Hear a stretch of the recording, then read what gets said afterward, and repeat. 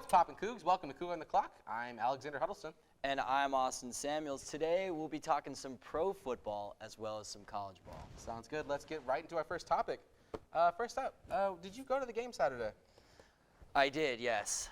It was unfortunate for WSU fans, that's for sure. But it was fortunate for USC fans. Got a traitor in the studio here. I'm a closet USC fan now, you know what I mean? Closet. Yeah, you know yes, me when I'm like, that's oh. one way to put it. Yeah. Well, anyway, at halftime, our momentum switched. In the whole first quarter,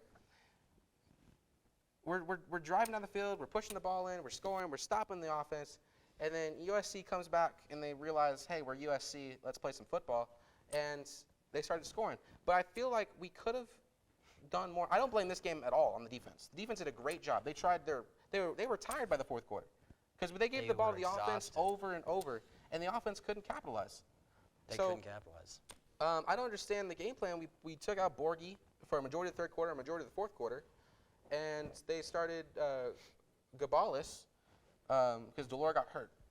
Now, nothing against Gabalis. I think he's a great athlete, definitely doing more than I could ever do at a football field.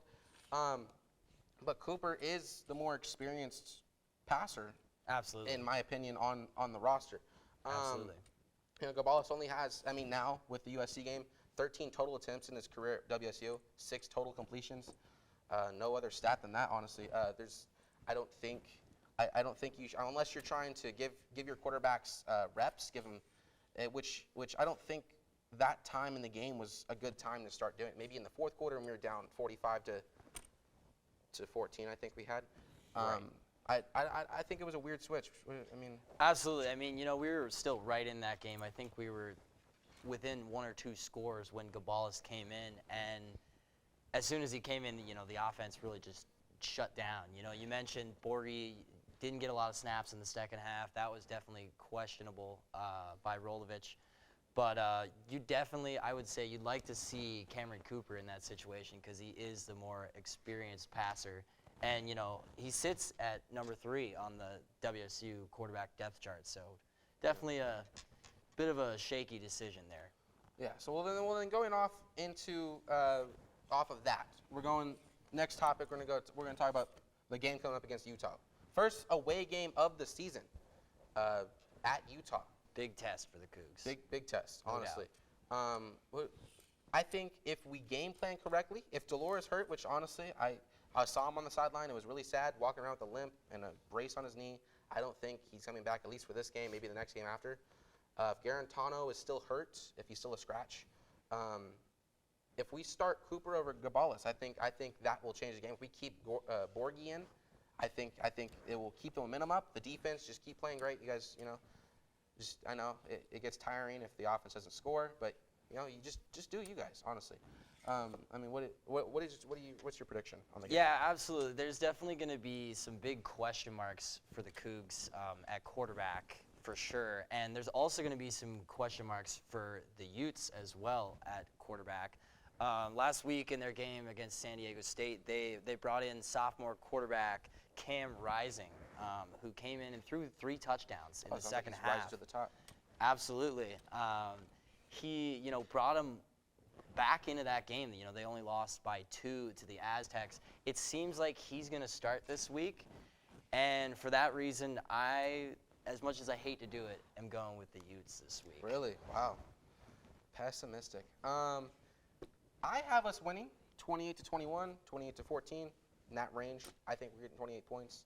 I don't know. I just like that number. It's a cool number. It's a cool jersey number. Agent Peterson had that number. Nothing really special. But I was kind of going through their offensive and defensive pass and run game.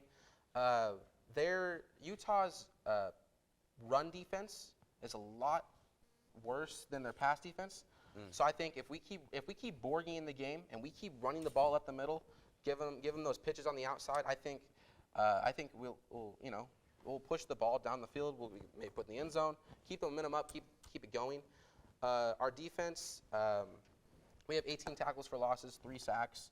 I think we have a great pass rush, Utah statistically has a better pass rush than us, but I think Ours definitely will help the game, especially with this new quarterback coming in. I feel like if you rush the quarterback, you get flustered. You start throwing incompletions. You start throwing it out of bounds, throwing it in the dirt, throwing to our team. I think our pass rush needs to really step it up this game, especially to a new quarterback who's trying to learn the new system starting.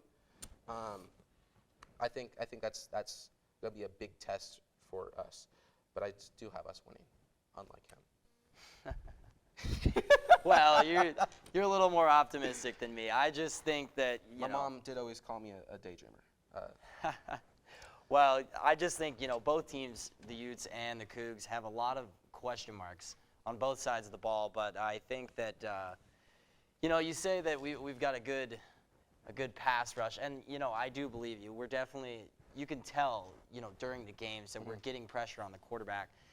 However, our secondary has been burned time and time again deep down the field, and that showed on Saturday against USC. Yeah, London was wiping his sweat London had all a over great us. game.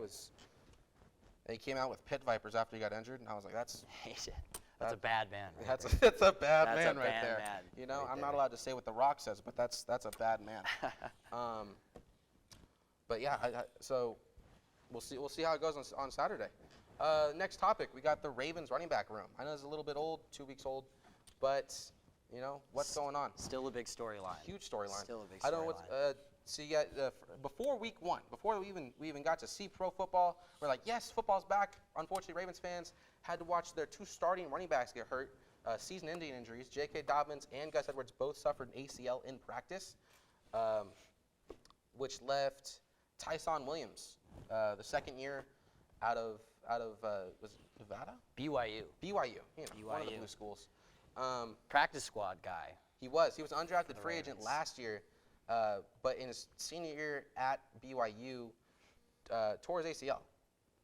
Yeah, definitely tough for him. That's, probably the reason I would say that he didn't get drafted. He didn't hear his name called Well, and he back moved in around schools 2019. a couple times. He was at 3 different schools. He had to learn 3 different systems, and we don't even know if he learned them because he didn't really perform Didn't at see a much high playing level. time. Didn't have one That's 1,000-yard rushing season. So far this year, he looks pretty good. It's 142 yards total, 1 touchdown, 1 fumble. But with the Ravens signing players like Devonta Freeman, Latavius Murray, and Le'Veon Bell. Yeah, Why- definitely some big name Huge names. veterans, Yeah, that names they that- brought in for depth purposes. I know you feel otherwise about your man Le'Veon Bell. That's disrespectful. He does not deserve to be on the practice squad. I think he should be. I think he should be in the rotation. Personally, I think he should be their 1 or 2. He has the I think he has. You think he should be their number 1? He does get hurt, but at the same time, he still is a baller. Like he still makes big plays when he's healthy.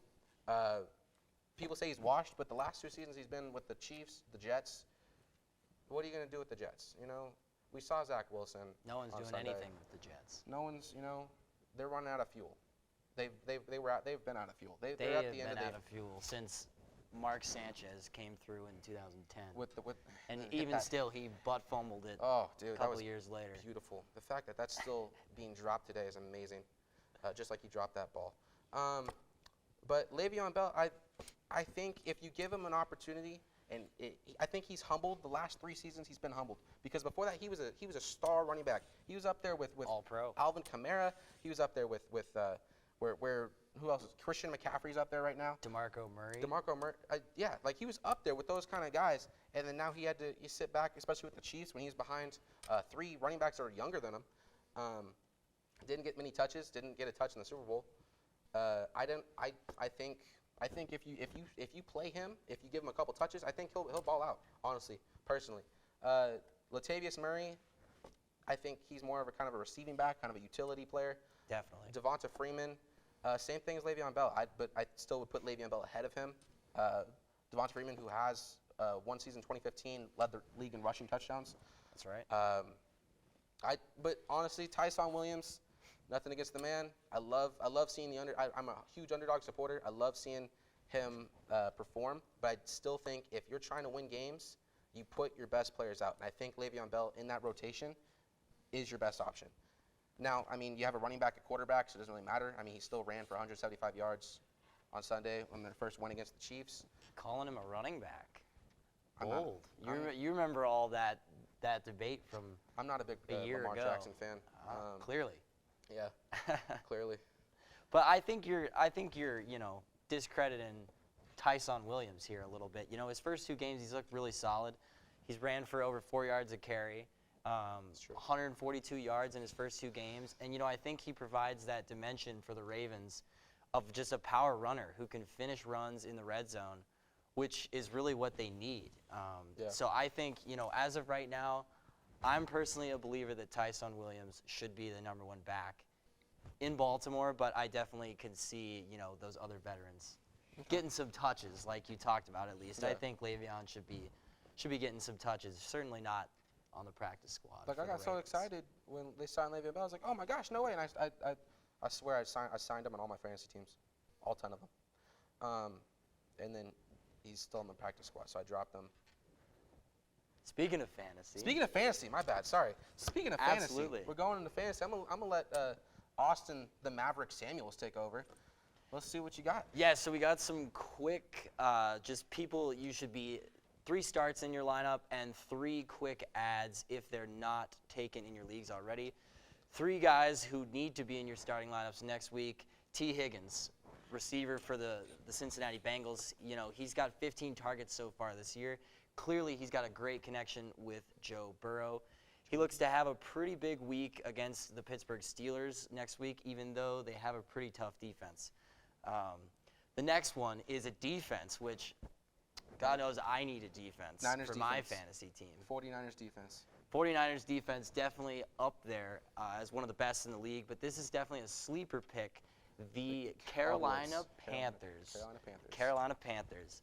They have scored 12.5 points per game the last 2 weeks, which for your defense that's pretty good. Really good. That's amazing. They are taking on a questionable Texans team, at least in regards to quarterback next week. Tyrod Taylor, man, that's a sad story. I love Tyrod Taylor, but you know he's hurt again. He is hurt again. He's never been able to stay healthy. That's his biggest downfall.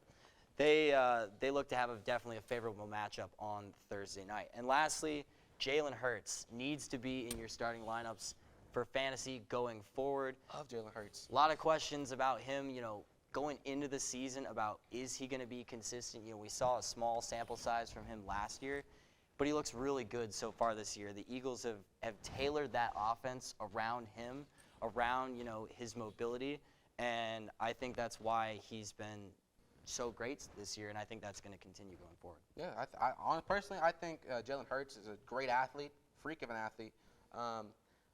I think, you know, hot takes. I think he could lead the Eagles to the playoffs. I think he can get them in the postseason. Personally, I think Division winner. You think they can win the East? in that joke of a conference? Are you serious? They look better this year. Damn. Cowboys look improved. And again, I'm a Dak supporter. I love seeing Dak win because you know you can't hate Dak. It's like Can't hate on Dak. you can't hate Dak. You know, Such a great story. such a great story, great name, Dak. That's Great name. I'm gonna name my kid Dak. Anyways, this day back in sports history, 1969, San Francisco Giants legend Willie Mays hit his 600th home run, 38 years after the first 600th home run by Babe Ruth in 1931. Now that's not Willie Mays Hayes from the beloved movie Major League. Yes. In the 1990s, that's Willie Mays. Willie Mays. The original. The original. For the San Francisco Giants back in the day. Yes. Yeah. He's if you know baseball. There's a stat for you. Yeah. There's Right there. That's a home run. That stat is out of That's this a park. home run. But I think that's all we got for today. Also, happy 731st birthday to Bilbo Baggins. Happy birthday. Happy birthday. 731 years strong, man. That's Going strong. dude, I can barely get through 20. Like it's, you know, back in 1290, September 22nd, 1290, Bilbo, you know, happy birthday, man. He's seen a lot of things. He's seen dragons. He's seen a lot of things. Golden rings. A pandemic. This I don't even think this is real gold. I think this is, you know, plastic, painted gold. But you know, he's seen the real thing. He's seen some real And stuff. lots of it. Honestly, yeah. But happy birthday to you, man. Hope this year's better than the last one. But I think that's all we got for today. Thanks for tuning in. Hope to see you next week. Again, I'm Alexander Huddleston. I'm Austin Samuels. And you have a wonderful Wednesday. Wonderful Wednesday. Whoa. Go Wonderful Cougs. Wednesday. Go Cougs. Go Cougs.